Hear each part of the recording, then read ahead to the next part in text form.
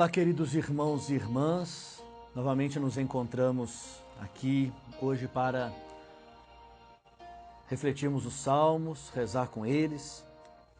Então, para bem iniciarmos este nosso momento, queremos pedir as luzes do Espírito Santo sobre nós. Então, rezemos. Vinde, Espírito Santo, enchei os corações dos vossos fiéis e acendei neles o fogo do vosso amor. Enviai o vosso Espírito e tudo será criado, e renovareis a face da terra. Oremos. Deus, que instruísse os corações dos vossos fiéis com as luzes do Espírito Santo, fazei que apreciemos retamente todas as coisas, segundo o mesmo Espírito, e gozemos sempre da sua consolação. Por Cristo, Senhor nosso. Amém. Divino Espírito Santo, descei sobre nós e iluminai-nos. Queridos irmãos e irmãs, hoje nós vamos sair um pouquinho da sequência dos Salmos e nós vamos refletir hoje, celebrando Nossa Senhora Aparecida. Nós queremos então rezar e refletir o Salmo da liturgia da solenidade de Nossa Senhora Aparecida, que hoje nós celebramos, a Rainha e Padroeira do Brasil. Então o Salmo é o Salmo 45, na nossa versão, na outra em 44. Então nós vamos pensar um pouquinho a realidade desse salmo que é colocado na solenidade de Nossa Senhora Aparecida. Então reza assim o salmo. Meu coração transborda em belo poema, eu dedico a minha obra a um rei. Minha língua é ágil pena de escritor. Você é o mais belo dos homens, e a graça escorre de seus lábios, porque Deus o abençoa para sempre. Prenda sua espada junto à coxa, ó valente, com majestade e esplendor. Cavalgue vitorioso pela causa da verdade, da pobreza e da justiça. Que sua direita lhe ensine a fazer proezas. Suas flechas são agudas, os povos se rendem a você, e os inimigos do rei perdem a coragem. Seu trono é de Deus e permanece para sempre. O cetro do seu reino é cetro de retidão. Você ama a justiça e odeia a injustiça. Por isso o Senhor seu Deus o ungiu com perfume de festa entre todos os seus companheiros. Mirra e aloés perfumam as suas vestes, e o som das cordas o alegra nos palácios de marfim. Filhas de reis saem ao seu encontro, de pé à sua direita está a rainha, ornada com ouro de Ofir. Ouça, filha, veja e incline o seu ouvido. Esqueça o seu povo e a casa de seu pai, pois o rei se apaixonou por sua beleza. Proste-se na frente dele, pois é o seu senhor. A cidade de Tiro vem com seus presentes, os povos mais ricos buscam o favor dele. Entra agora a princesa belíssima, vestida com pérola e brocados. Eles a levam perante o rei, com séquito de virgens, e suas companheiras a seguem. Com júbilo e alegria a conduzem, e elas entram no palácio real. Em lugar dos seus pais virão seus filhos, e você os nomeará príncipes sobre toda a terra. Vou comemorar o nome dele de geração em geração, e os povos o louvarão para sempre e eternamente. Então, queridos irmãos, nós temos aqui um salmo real, como nós já vimos outros. A figura central, então, é o rei. E neste salmo, o rei está celebrando um momento importante na sua vida, né? Que neste caso aqui é o seu casamento. Então, esse salmo é um salmo real que celebra, então, o casamento do rei. Como está organizado o nosso salmo? Nosso salmo está organizado em 4 momentos. O versículo 2º, depois, segundo momento, do versículo 3º ao 8º.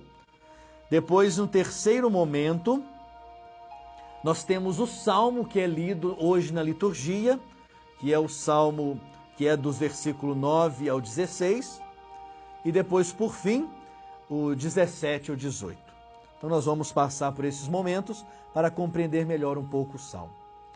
O primeiro momento, então, queridos irmãos, que é o versículo 2, é uma dedicatória. Uma pessoa ligada ao palácio decide fazer, então, um poema para comemorar o casamento do rei. Então, seu coração está em festa, né, o escritor, o poeta, e sua língua expressa justamente aquilo que sente o seu coração. Ele está alegre, por isso vai expressar nesse poema, podemos assim dizer, né, a sua dedicatória, né, o seu entusiasmo, a sua alegria pelo casamento do rei, visto que era uma pessoa ali ligada à corte, ao rei. Segundo momento, do versículo 3 ao 8, nós temos então um poeta que se volta agora para o rei, dizendo para ele, descrevendo-o como o mais belo dos homens. Então o poeta volta-se para o rei, então. E diz, né, no seu salmo, da permanência de Deus junto a dele, que ele é abençoado por Deus. E nós vamos ver por que o rei tinha então a bênção de Deus, era ungido por Deus, né, quando pensava justamente na segurança dos povos, né, na proteção, né, no cuidado com os pobres. Né? Então Deus se fazia aliado dos reis justamente quando usava-se então desses argumentos, desta ideia na prática. E nós temos ali 3 insígnias, né? 3 distintivos do rei, que nos falam também sobre o poder, sobre a presença do rei, o governo do rei. Essas 3 insígnias nos falam disso. A primeira é justamente a espada e a flecha, né? A espada é o símbolo da justiça, daquele que mantém a justiça no seu governo. Então ele tem a tarefa de defender o povo, por isso comandar o exército. Por isso se pede que o rei se arme da espada. Uma hora fala das flechas, justamente para poder defender o povo, manter a ordem, manter a paz, né? E justamente quando usa como símbolo da justiça, de manter a justiça. O segundo objeto, a segunda insígnia, é o trono, né? Aqui nos vai fazer recordar a sucessão dinástica prometida a Davi, né? Justamente a sucessão do trono, sinal de que Deus continua abençoando o seu povo na pessoa do rei. Deus abençoa o povo na pessoa do rei, por isso era ungido de Deus, né? Combate em favor da verdade, da pobreza e da justiça, nos diz o versículo 5. Então, por isso, Deus se faz aliado do rei, quando combate, então, em favor da verdade, da pobreza e da justiça. O cetro, né, é o terceiro, então, objeto, falando do bastão, que é o bastão de comando, símbolo do poder. É o símbolo do poder que o rei possuía para governar o país.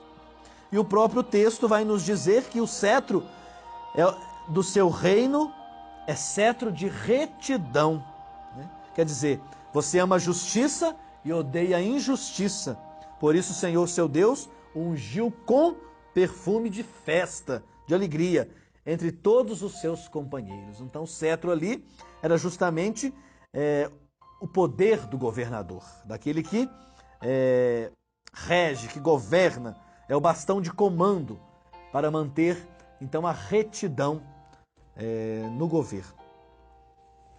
Queridos irmãos e irmãs, o terceiro momento do nosso salmo é justamente, como eu disse, a parte que nós temos hoje na liturgia da solenidade de Nossa Senhora Aparecida. E vamos notar um pouquinho por que é colocado, né, esse trecho no salmo de hoje. Vamos fazendo uma reflexão ali, olhando aquilo que o salmo quer nos dizer, e nós vamos fazendo então ali no nosso interior, na nossa consciência, por que é colocado no dia de hoje Nossa Senhora, né? Não somente podemos dizer Nossa Senhora Aparecida, mas colocado no dia de Nossa Senhora.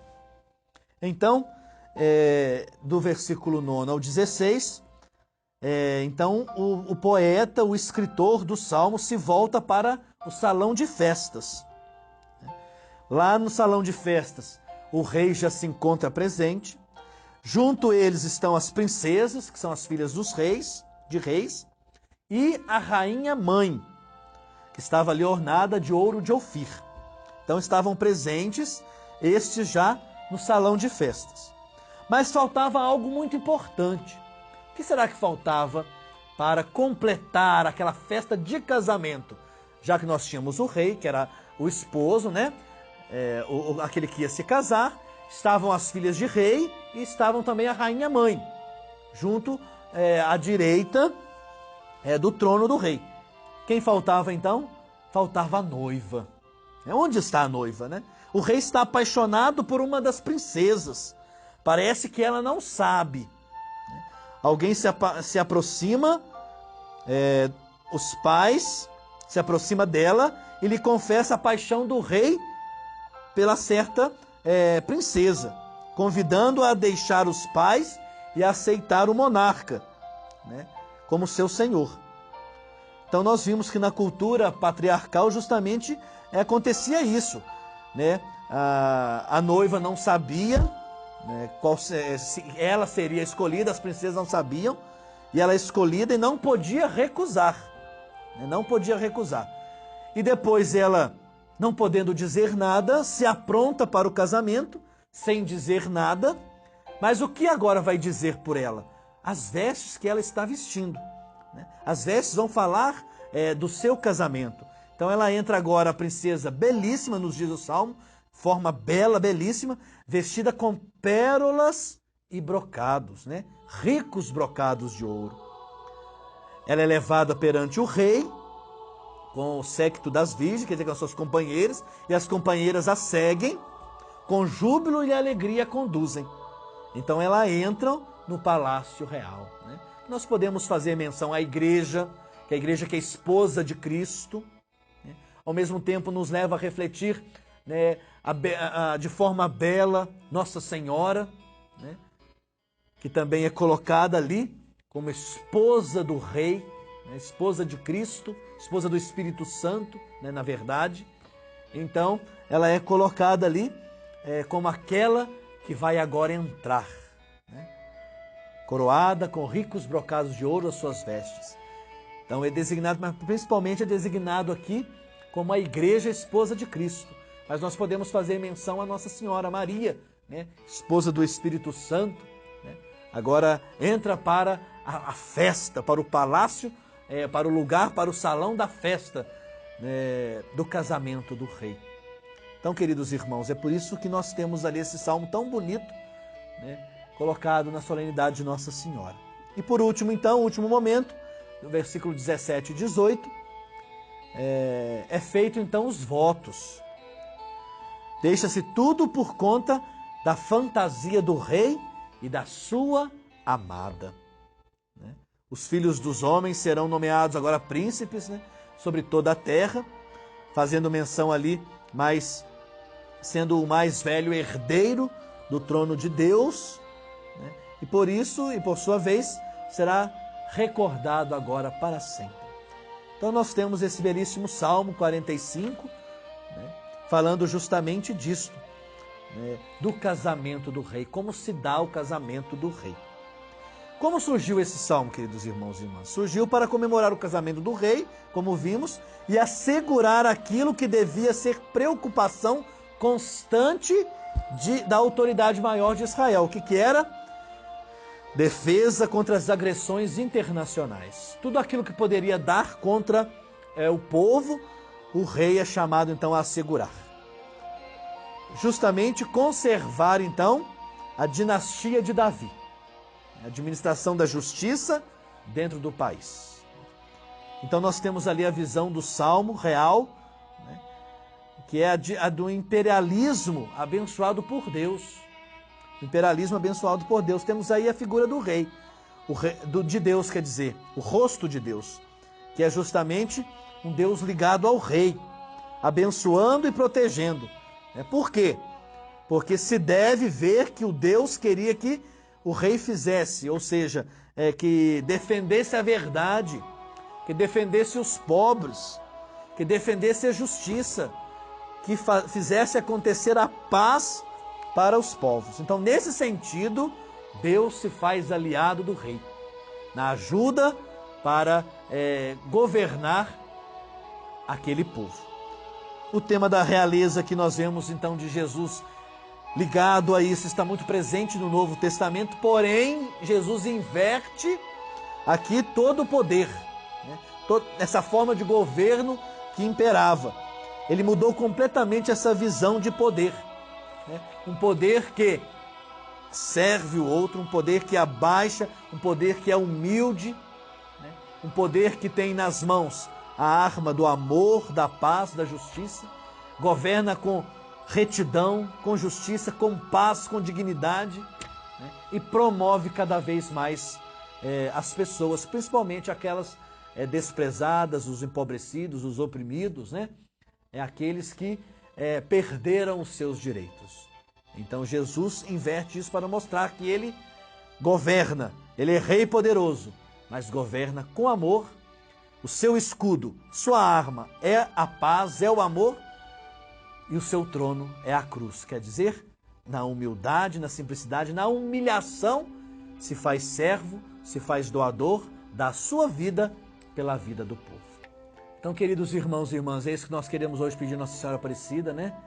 Aquela mulher que esteve lá na bodas de Caná, na festa também de um casamento, né? E não deixou que faltasse o vinho, por quê? Porque alertou o filho, eles não têm mais vinho, né? E Jesus transformou 600 litros de água para o povo em vinho, para que não faltasse o vinho bom, né?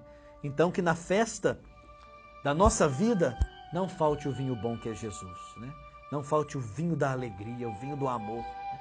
Isso que Maria nos aponta, fazei tudo o que ele vos disser. Nossa Senhora Aparecida, rogai por nós. Abençoe-vos o Deus Todo-Poderoso, Pai e Filho e Espírito Santo, e permaneça para sempre. Amém. Um grande abraço e até a próxima, se Deus quiser.